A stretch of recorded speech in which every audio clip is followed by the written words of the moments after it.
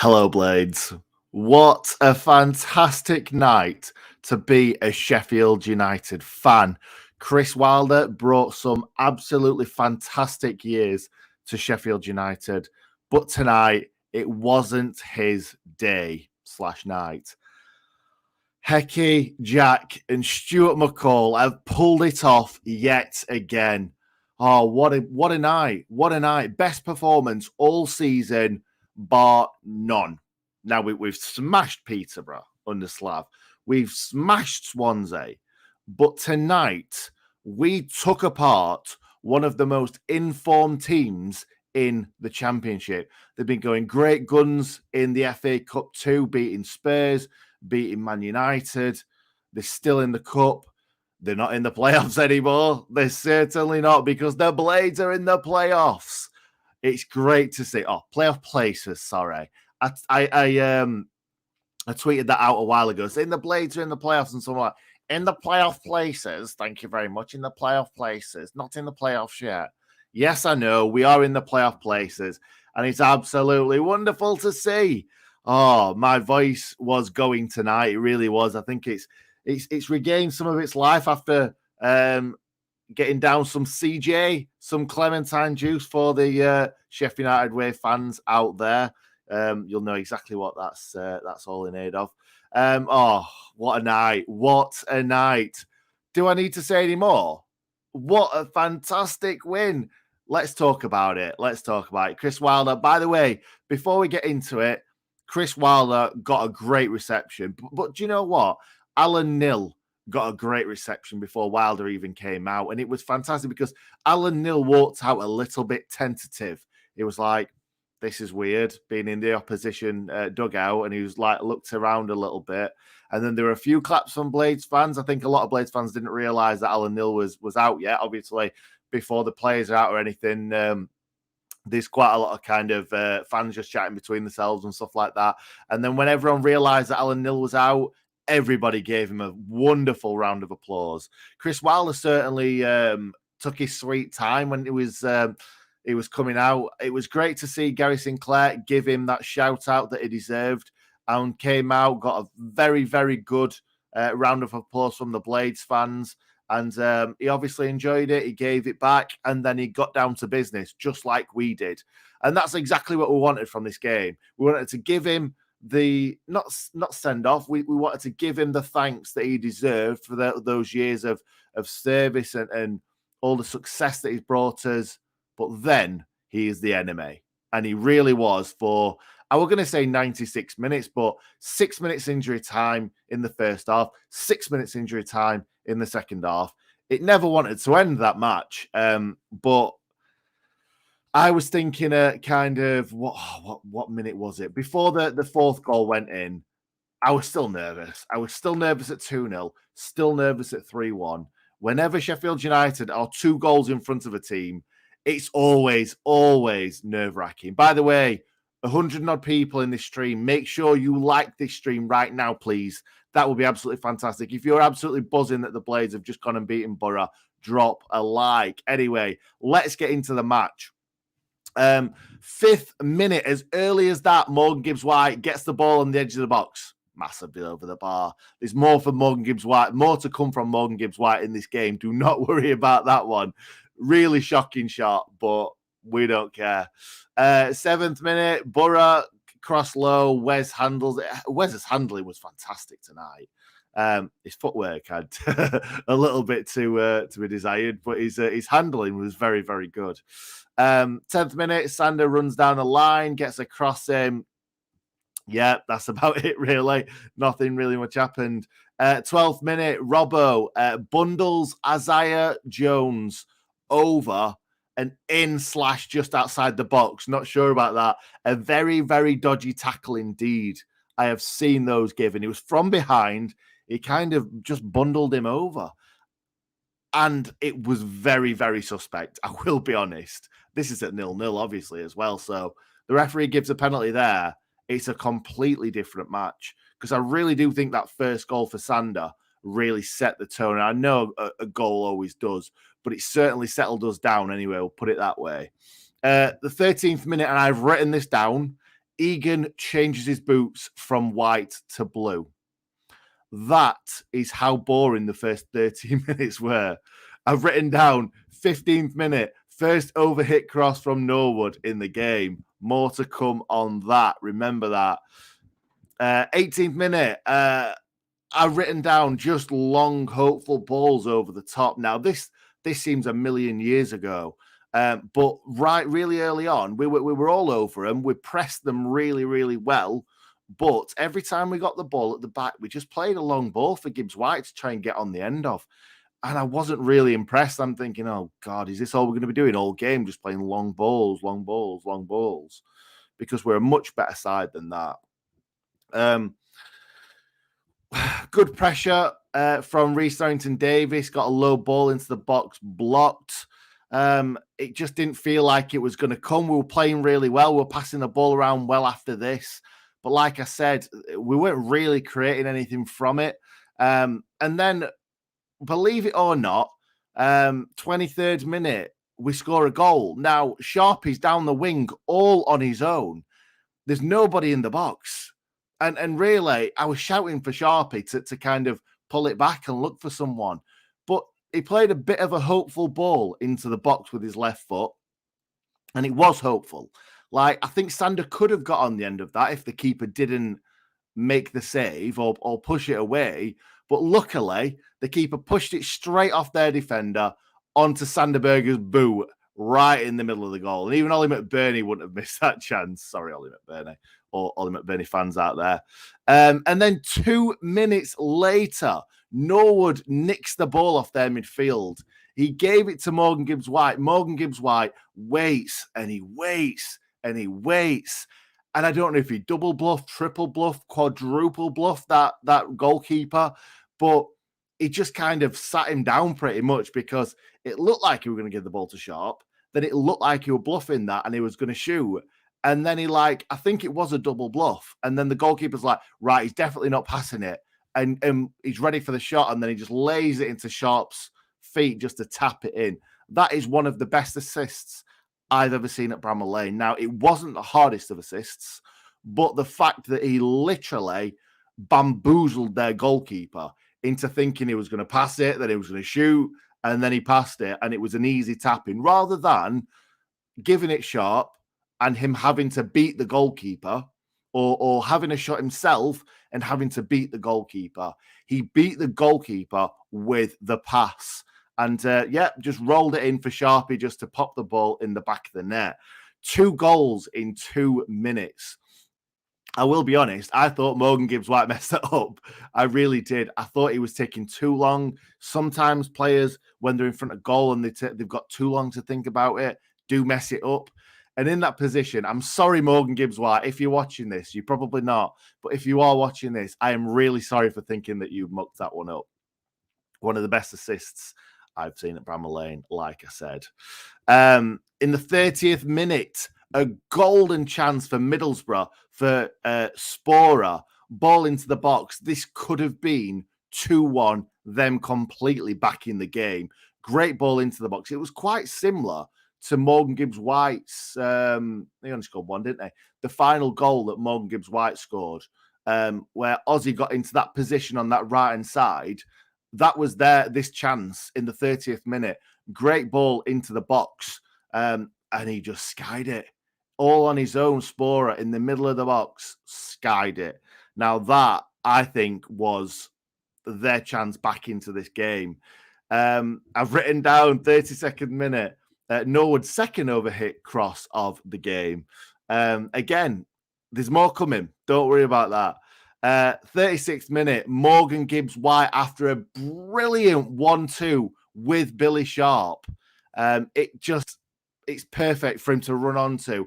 He flicks it onto Sharp. Sharp flicks it back to him, and he's running one-on-one, and it looks like he just tries to do the keeper with the eyes and slide it in the right-hand side, and the goalkeeper dives and saves with his legs. It was a pretty poor shot.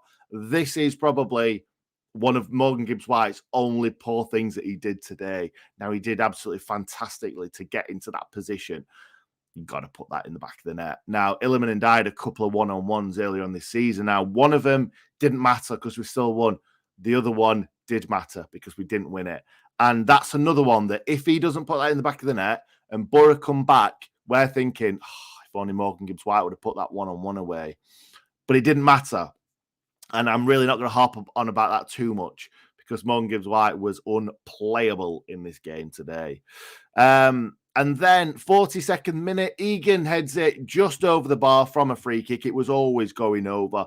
And that's all she wrote for the first half. Like I said, 6 minutes added time in that first half. Boro were all over us for the last kind of 3 minutes, I will say. We were kind of just trying to see the half out.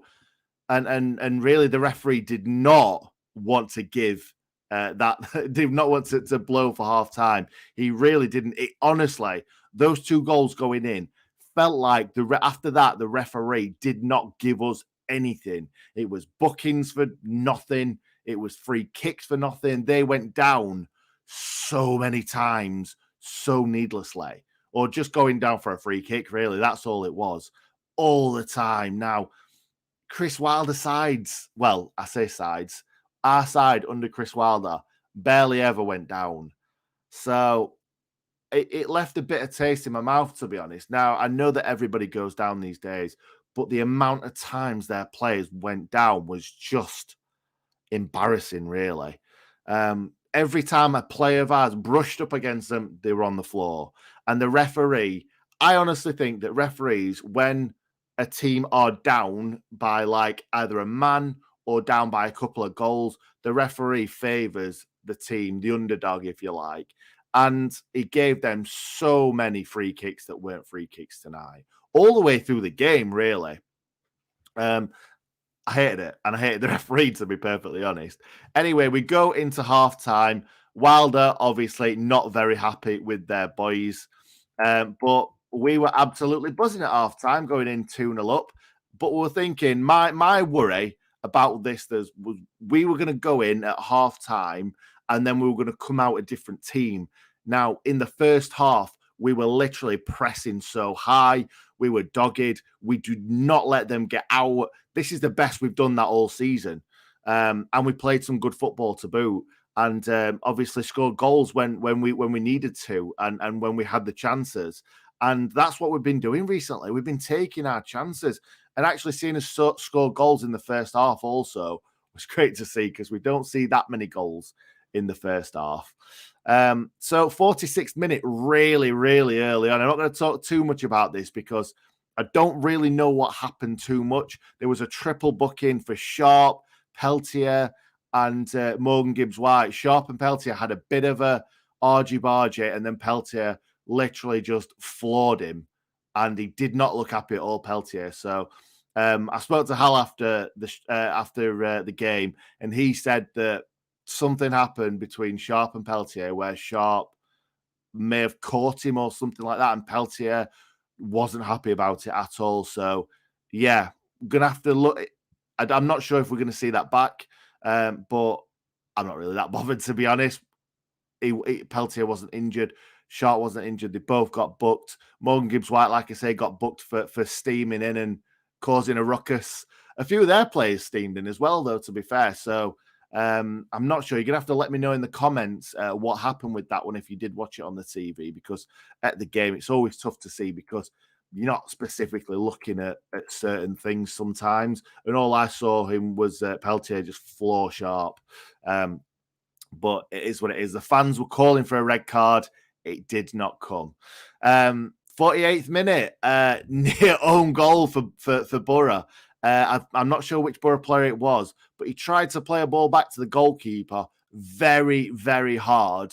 Lot of pace on that. And the goalkeeper was not concentrating, nowhere near the ball. I'm not saying that it was the goalkeeper's fault. It was certainly the Boro player's fault.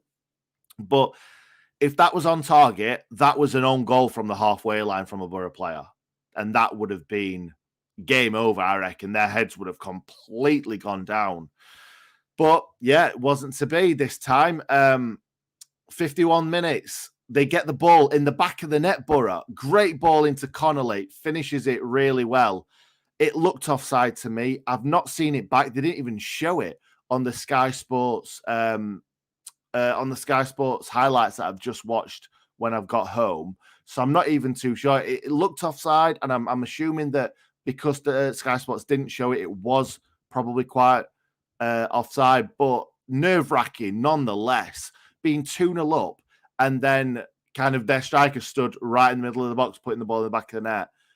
Wasn't a nice feeling, and I was worried after that. I was thinking, right, that's going to have given them kind of something to cling on to, like, oh, we can create chances, we can score a goal. Again, for 54th minute, Egan heads over the crossbar. Egan needs to get some on target, really, doesn't he? He gets his head on a lot of stuff, doesn't get the ball on target more often than not. 56th minute, Sander has the chance to put Morgan Gibbs-White through. He doesn't. He goes himself. He has a shot, just goes wide, and I'm thinking, this is it. This is it. It's a goal, because it looked to me like that was ended up in the bottom corner, but it just didn't. I've written down after this, ref's a Boro fan. I think that's all I need to say about that. Literally gave them absolutely everything. 57th minute, Norwood out-jumps Johnny Howson to win a header. I've not seen that all season, and I saw 2 today from Ollie Norwood. Do you know when he just, I don't know, he was well up for this game, like the rest of them were, but him, Sharpe, Egan, not Norrington. Yeah, Norrington Davis was bang up for it too. But Jack Robinson, mad for it. All of them. And Norwood out jumping players is just incredible to see. 59th minute though. Sorry, I've messed that up. I was thinking that they scored. No, 59th minute. Norwood takes a corner. He overhits the corner. Egan heads it back across. And what a finish from Jackie Longthrow. On his right boot, side-footed volley underneath the goalkeeper, 3-0 up. We're thinking, this is game over. They've not created anything. It's been all us. They've had an offside goal. That is it. They've been shocking. They've not been good enough. If I was a Boro fan, I would have been devastated at that point. 3-0 down, game over. It wasn't. It was all going swimmingly. Everything that we touched turned to gold.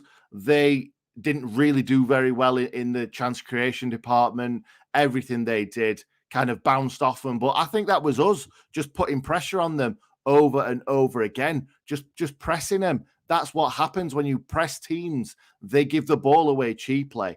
And that it was just our night tonight. That's exactly what we did. We need to do that every single game, though. But it's hard to get your team up like that for every game. Like the Coventry game, I guarantee will be more flat than this game, but only because this was the one we could not afford to lose tonight. 1, because Boro would have got further ahead of us. 2, because it's Chris Wilder.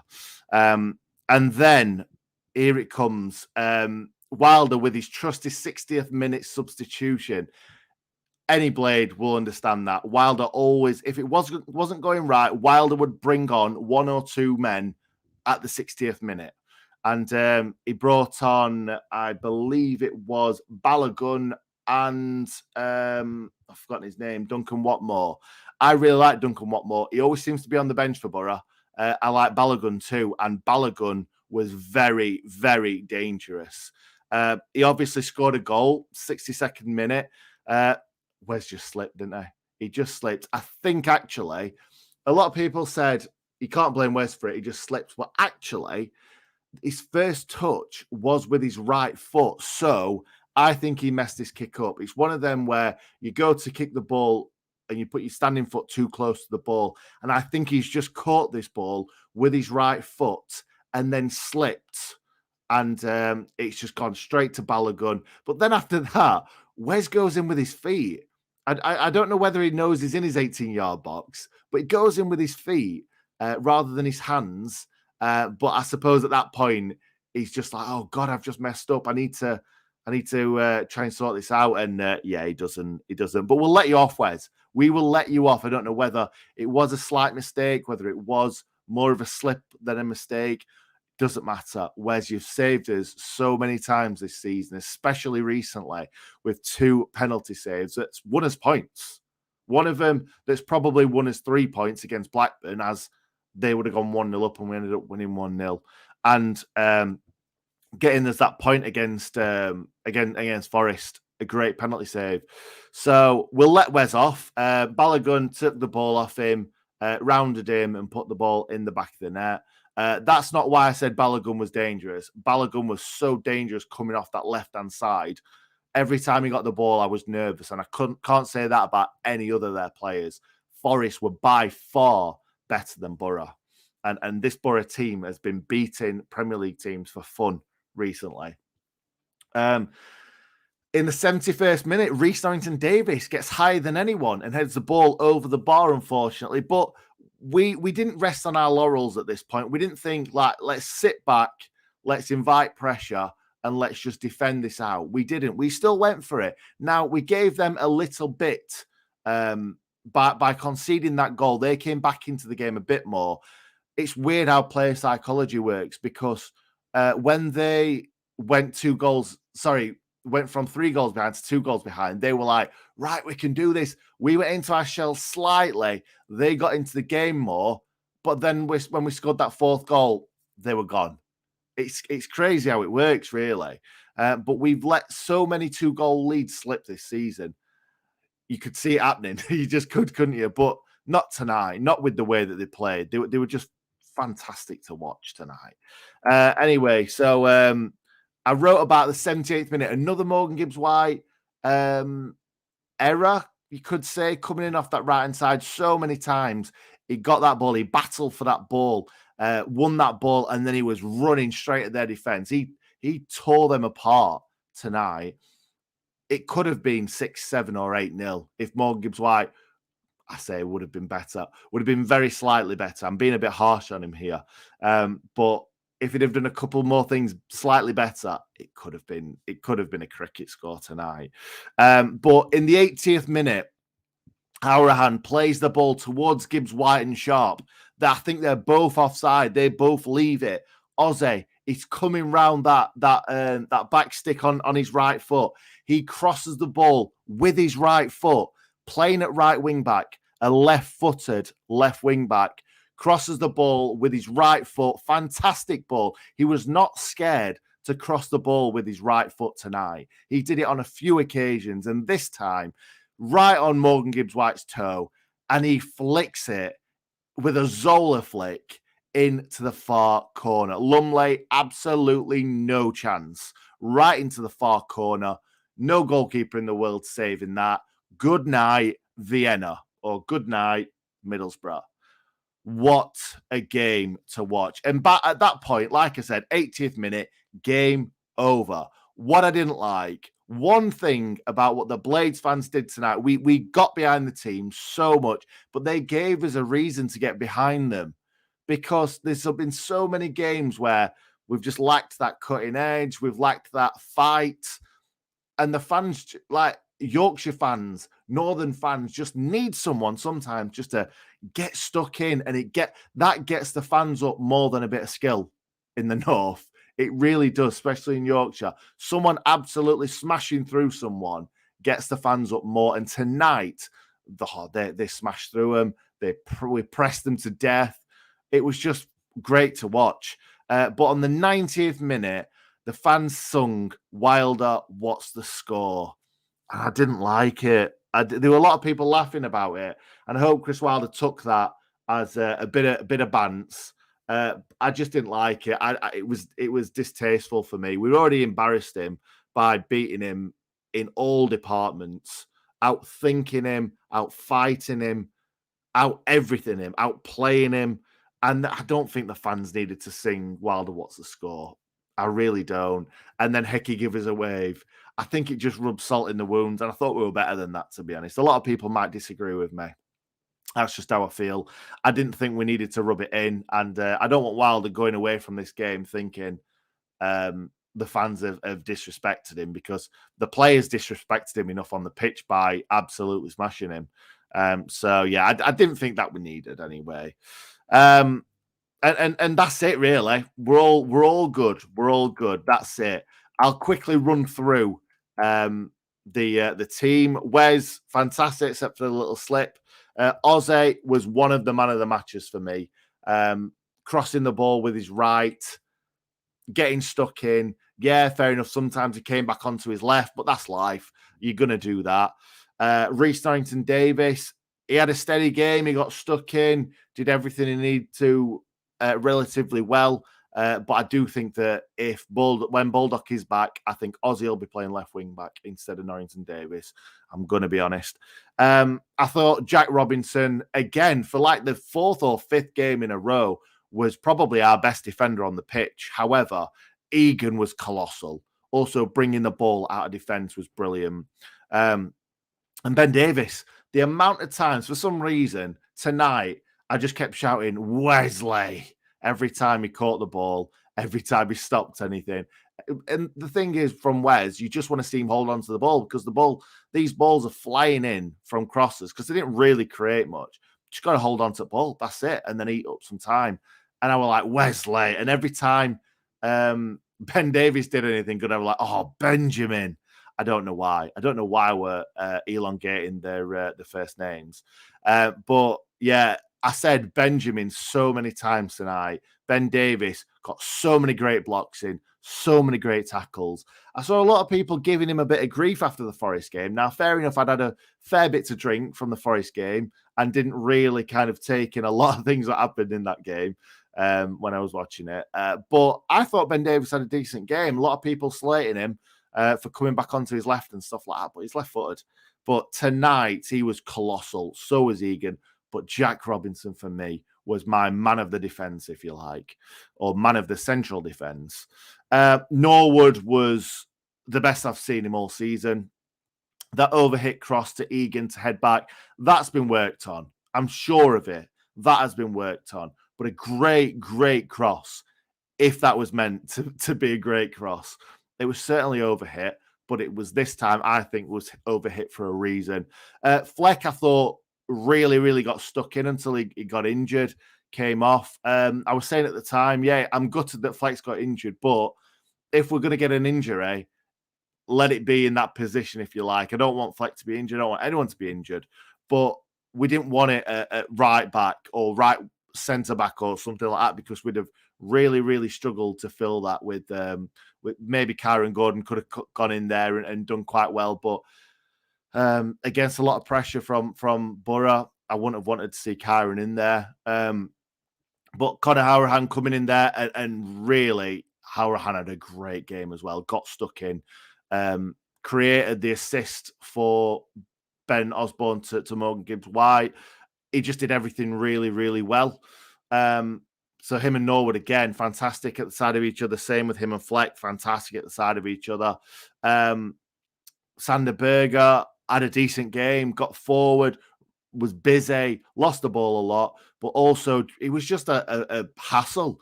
Because the thing is, if Sander Berger's not there and we're playing 3 kind of defensive midfielders, if you like, then Morgan Gibbs-White is being marked by 2 or 3 players. But the fact that Sander was on that right-hand side and they were having to watch Sander all the time, let Morgan Gibbs-White do what he had to do. Let Morgan Gibbs-White do Morgan Gibbs-White things because he just ran the show tonight. Ran the show. And I don't want to see him go. I really don't. And if we did, by some amazing thing, reach the Premiership, we should be slapping 20, 25 million on a table to Wolves and say, here, take it. Take that. It might be worth more than that. Reinvest it in some Portuguese players. Reinvest it because you don't play English players. We will. We want him. Morgan Gibbs-White is our boy. We want to keep him for life. I can't see us keeping him if we're in the Championship next season. It'll be very, very tough to even sign him. I don't even know why I'm saying it. But if we're in the Premier League, we've got way more chance. We may even get him back on loan if we were in the Premier League next season, because Wolves are certainly doing well. So, yeah, unplayable today. Man of the match by far. It's not even worth chatting about. He was so good. Billy Sharp, so good as well. He battled all day long. They could not handle Billy Sharp. Now, Billy Sharp scores goals.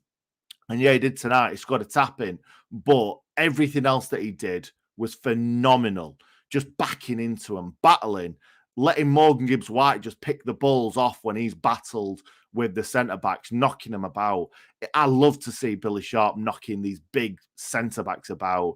It's great to see. And as somebody who played centre-back, I hated players like that. Just little, stocky, strong players. You're trying to get over them and get round them, and you just can't. And that's what Billy Sharp's so good at. Sometimes the defenders are just a little bit too strong for him. He doesn't get anything from them, but he's great at rolling these players. He's great at holding the ball up and just tussling and causing them problems. And Morgan Gibbs-White is the perfect player to play off him and just nick the ball and create something. I tweeted out tonight saying that Billy Sharp and Morgan Gibbs-White were born to play together.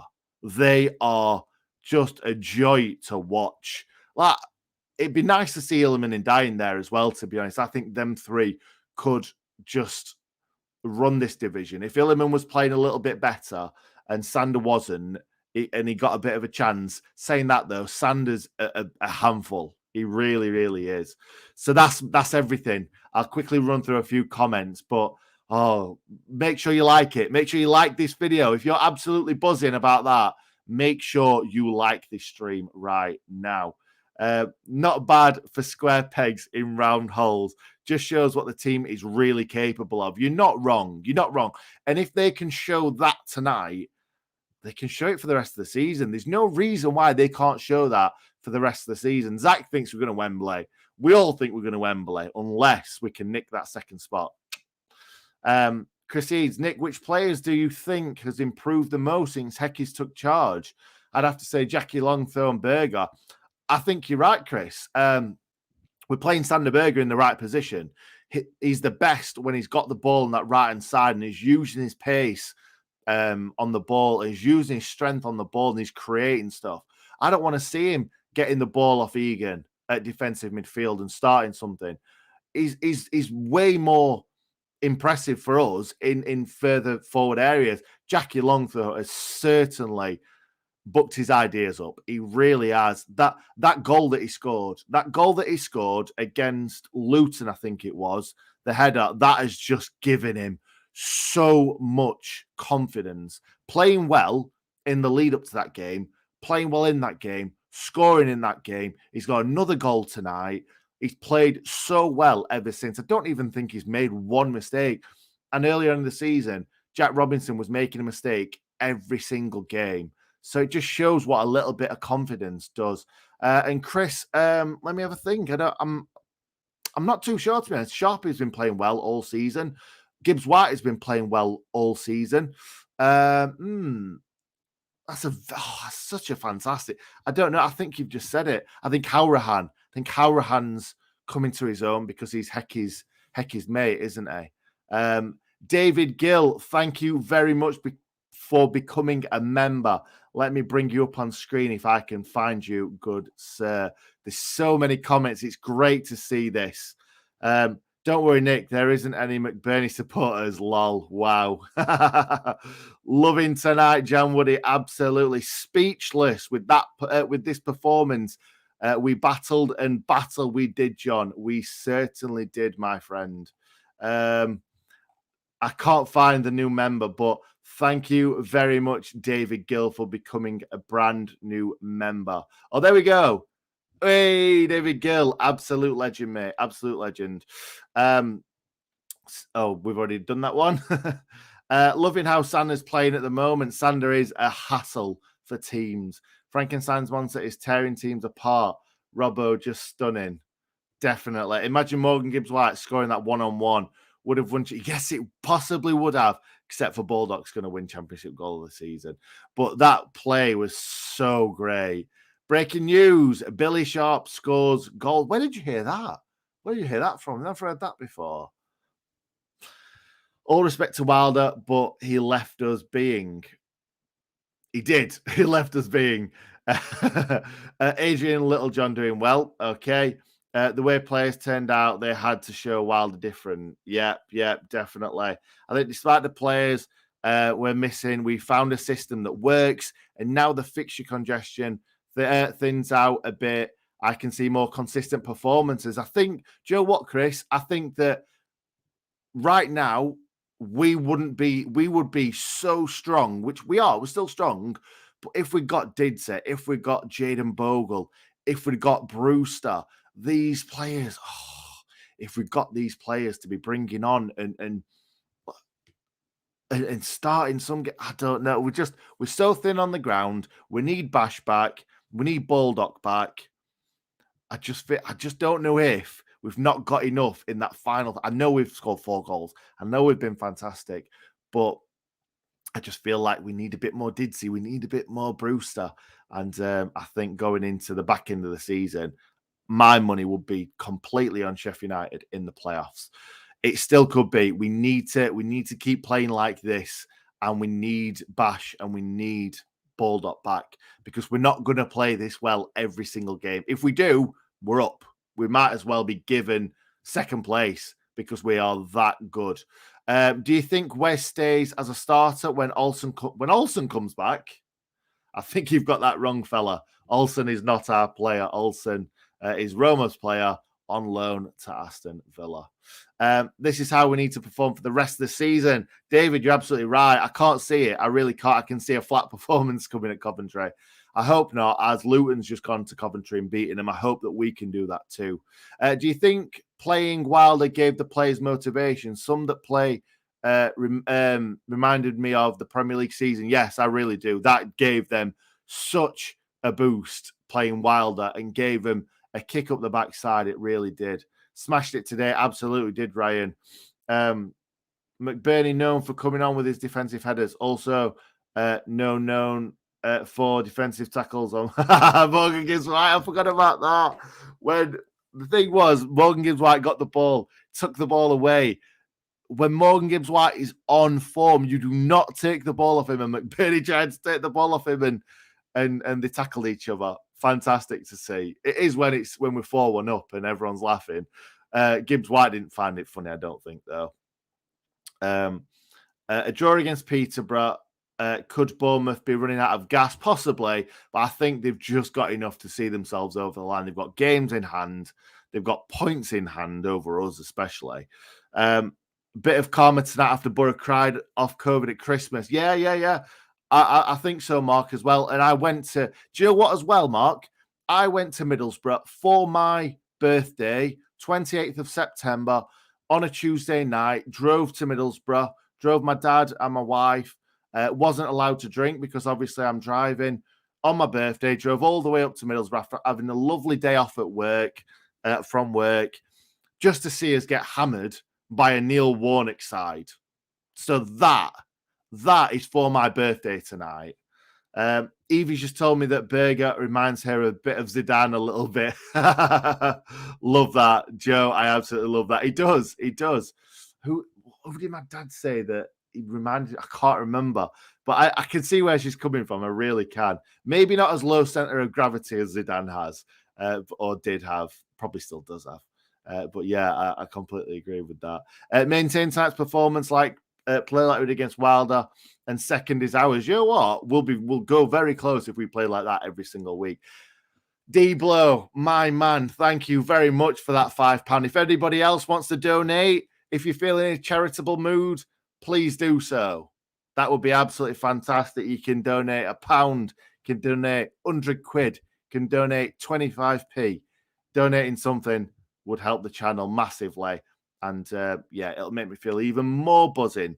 Get some organic M&S clementine juice. Treat yourself. Keep up the good work, you and Hal.